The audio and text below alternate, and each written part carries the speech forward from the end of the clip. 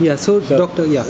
I went to Angola as delegado do Procurador da República. That is the premier stage of public prosecutors. The first stage. In the first case. And then I stayed in this condition till the independence of Angola. I spent the independence of Angola with the Angolans. I see. And I was the only Portuguese magistrate to spend this independence with them, because at that time, on that very day, there was fighting going on between the three movements. Yeah, MPLA, FNLA, and the UNITA. So by that time, all the Portuguese staff had left Angola. Of course, nobody could tell them to stay there in the complete insecurity. And I stayed there because of my cultural and ideological procedures. Because I think if I had not stayed there and run the dangers of the process, I wouldn't have any respect for myself, neither could I gain any respect from the others, because it was a question of honor, personal honor for me. Because when I was a student in Portugal, I belonged to the students' movement of 1960, 61, 62 that fought against Salazarism and fought also for the process of decolonization of the Portuguese colony. Right. So for me it was an honor. And the time had come to see how I could be coherent with my own ideas. And it was a real test. It was a test case. Only one thing at that time, my wife was 3 months pregnant. And nobody with a good sense would keep his pregnant wife there. She went to Portugal to have the baby, and she was born in October 74 in Lisbon. Then, in the meantime, I stayed there and in the same work till 11th November 1975, the date of the Angolan independence. By that time, the Minister of Justice was a gentleman known as Diogenes Boavida of the MPLA. That was the second by reason for me to stay, because MPLA was, in my idea, a genuine representative of the Angolan people. That MPLA, otherwise put it the other way around, the recent MPLA has nothing to do with that previous MPLA. Right. So when that happened, I put myself and said, well, here I am. I will stay here as long as you need me, so that your process could go further. And I stayed there, but with one condition. I will not exert any judiciary function. Any? Judiciary function. Because to exert judiciary function is a function of sovereignty. So, as a public prosecutor, I couldn't accuse the Angolans after their independence. It was for the Angolans to do that. Right. So the judiciary, in my sense, is that after independence, it should be exerted by their own nationals. So I will be here to prepare to do whatever is necessary for your judiciary police, to bring up the judiciary staff, and even prepare your future prosecutors and judges. And that's what I did. In the meantime, in 1977 there was an internal turmoil in the MPLA by Nitu Alves, which completely shattered all the possibilities of doing some creative and cultural work as far as cooperation was concerned. So I couldn't do anything else, and by that time I left, not because of the shock, the political shock within MPLA, but due to my uselessness, because I couldn't do anything else more. Right. And then I returned to Portugal and reassumed the place that I see. was in which I could occupy my own rank Yeah. and possibility. I, as Delegado de Procurador da República, then Procurador da República, then Procurador-Geral Adjunto. That was the last grade. That's the Supreme Court? That is the Supreme Court? No, Okay. it is also in the Supreme Court, Yeah. also as Delegado de Procurador da República, as Procurador-Geral Adjunto. But it is only then that I must give you some example of what is happening. Yeah. Come back and say this. In 1975-76, Right. the judiciary splitted In Portugal? in Portugal. The public prosecutors had their own hierarchy, and the judges had their own hierarchy. The lawyers cannot become judges In Portugal? Portugal. Cannot become? They have to do the course, Okay. just like anyone. Okay. If they are approved, then they do the course. Okay. Then they become judges. or procuradores da República. So I say they split because due to the political implications of the public prosecutors in political terms with the previous regime. Yeah. So they separated, and each one had his own way. Okay. Delegado do Procurador da República, Procurador da República, Procurador Adjunto, Procurador Geral Adjunto. That could go till the Supreme. Judges, o juiz da primeira, o juiz desembargador da segunda, that is in the appeals court, and then the conselheiros to the Supreme Court of Justice. I see. Only when you come to the final stage as desembargador in the appeals court or Procurador Geral Adjunto, you can do a concurso, you know what is Meaning? concurso? Concurso meaning? It means a general, everybody can, there are candidates. Okay. They have to prove their abilities and their background. I see. What they did, what they give a complete sum up of their whole work. I see. To see if they are apt or not to become conselheiros.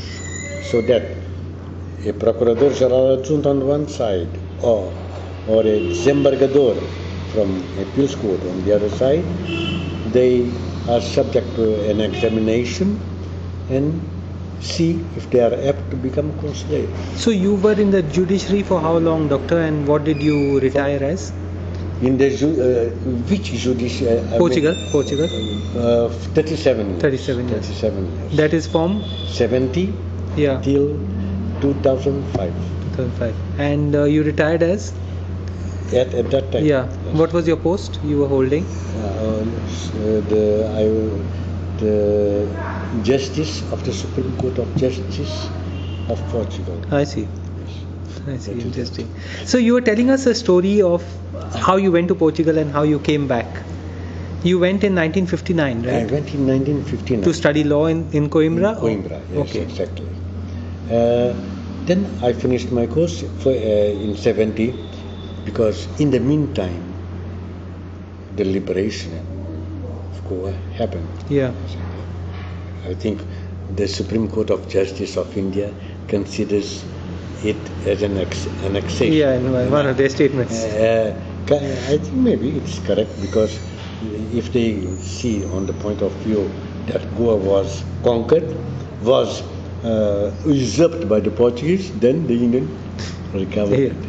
Well, anyway, be it liberation, be it invasion, or be it annexation, for me, more it is the independence of Goa that is most important, and that is the first step for the autonomy and identity of a community. So, in 1970, I started my working. I didn't actually come back to Goa. I came to visit my family because in the meantime, later on, some months later, I went to Angola as Delegado Procurador da República. I see. Yes. And as such, I continued. I must say that during all this time, all my cultural projects, my cultural views, my points of view, and my standing in concerning the social, political problems are especially, I'm dealing more with Portugal than with India. Right. I think it is, but I tried to be more incisive and interventive in Portuguese life than in Portuguese in Goa. Yes. But I never lost my Goan identity. This I can guarantee you, and I will always remain. And my daughters and even my wife, who is Portuguese. Yes, actually, I have OCI. I have OCI. I see. And she has the PIO. Curiously, she being a Portuguese. As a person of Indian origin. So, but when you were coming back, you had a problem in 1970 to Goa. You came back in 1970 was due to the lack of the visas, because when the visa immediately, it was on the 15th of August, everything was closed. Okay. So we stayed in the transit hall. In Bombay. In Bombay. Okay.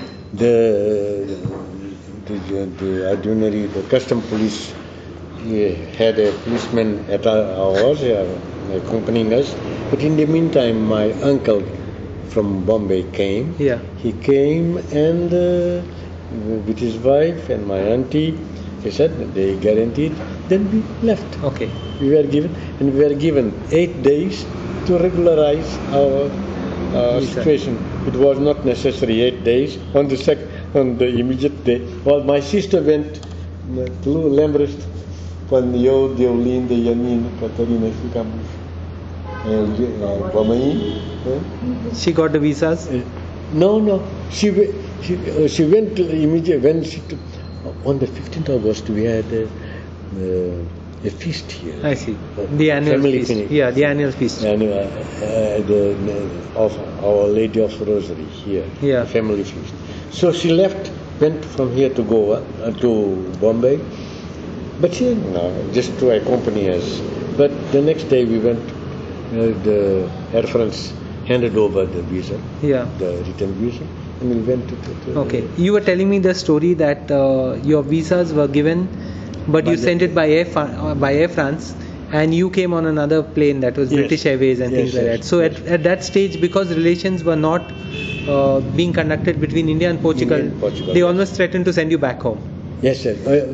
Actually, in fact, they wanted to send us, the three of us, back to Portugal. Your wife, your daughter, and yourself. And myself. Then it was the incident with Indian custom officer. We started talking in English. We started crying, all of us, and doing all that thing. And then they said, well, we'll give you... what was important was that I proved them that I was a bona fide passenger. Okay. Saying that I was not coming to Goa, for any job or anything of the sort. Right. That I had my job in Portugal, and that I was just visiting my family at Ribandar. I think they confirmed by phone. I see. The family A lot this of is one of them. a lot of Goan students studied in Coimbra. They studied law in Coimbra. Many of them. In the 50s? Lots of them. Okay. But big major, for example, Orlando Soares was there, Tino Miranda, and much people studied there. For example, till I may be the last Goan going from Goa to be the Justice of the Supreme Court of Justice of Portugal. I see. The last going from Goa. Going directly from Goa, because my previous one was Orlando Soares' brother, Emerick Soares, who is retired also at the Supreme Court of Justice. The new guys, maybe even of our Indian origin, they went from Mozambique. Or they were born in Portugal or whatever. Yes. How many Goans have served on the Supreme Court level in Portugal? Very many. Yeah. Very many. Big number. Big, more than at least, to my knowledge, at least 10 or more. Really? Yes. For example, I can say some of them: Tito Noronha, Renato Noronha. Vasanta Purobo Tamba was the Supreme Court of Justice also. I see. Vasanta Purnama and others. What's the story of the house, Solar Colaço? Solar Colaço, my family, my sister can give you more. How old is it and how many generations? Could you just come? Yeah. Sure.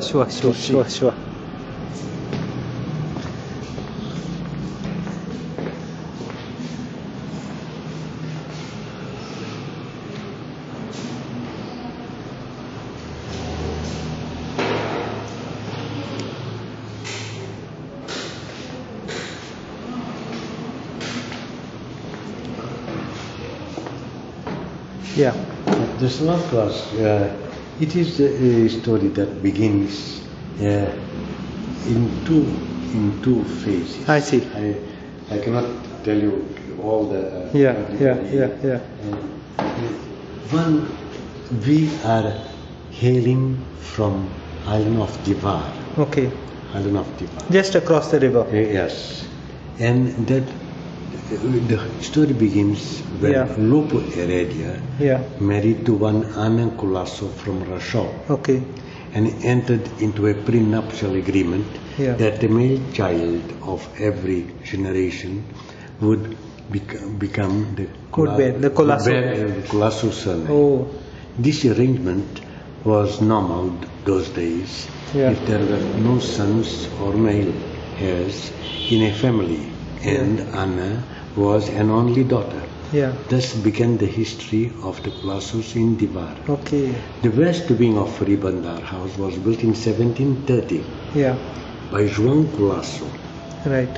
It was completed in 1745 by his son Nazario Colaço and contains the family dining room and the private chapel, the oratorio. That's right. Oratory, yes. The Colaços made the house their permanent residence after an epidemic hit Old Goa, and the Portuguese viceroy moved to Benjin in 1759. Right. Incidentally, Goa was under peaceful British occupation between 1799 and 1813. Yeah, interesting. The east wing of the house has a ballroom and a minstrel gallery known as Coreto. I will show you. It was built in 1825 by José Bernardo Colaço. By then, Old Goa had ceased to be the capital of the Portuguese Empire in Asia, and José Bernardo was judge, juiz de direito, of Diu, another Portuguese colony of Gujarat, and later made a mayor of Benjam city. He was appointed Procurador de Coroa by King Pedro V of Portugal in 1844. Very interesting. Very interesting. So, this is And some old pictures. You have some old pictures here. these are Consul General of Brazil parties in Goa. yes. Which year is this? It is a notice from the Navin Times. Goan named justice in Portuguese Supreme Court. This is yours. Yes, this is mine. I will show you. No problem. Don't. This is from Macau or the cutlery. Some of the things Yeah, have been yes. changed. You know why? Yeah. Because the house now has much touristic activity. Yeah. People come here to visit to see. Okay. This was a small library of the family house. I see. Very interesting. And just if you want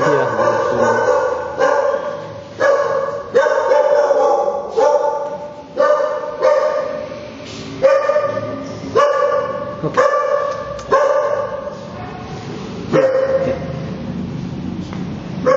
the noise of the Yeah.